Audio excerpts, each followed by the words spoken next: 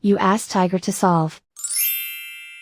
This deals with linear equations with one unknown.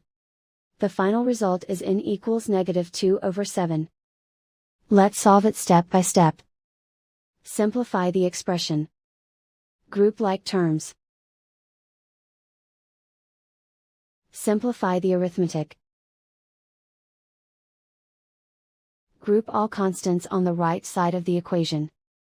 Add 2 to both sides. Simplify the arithmetic.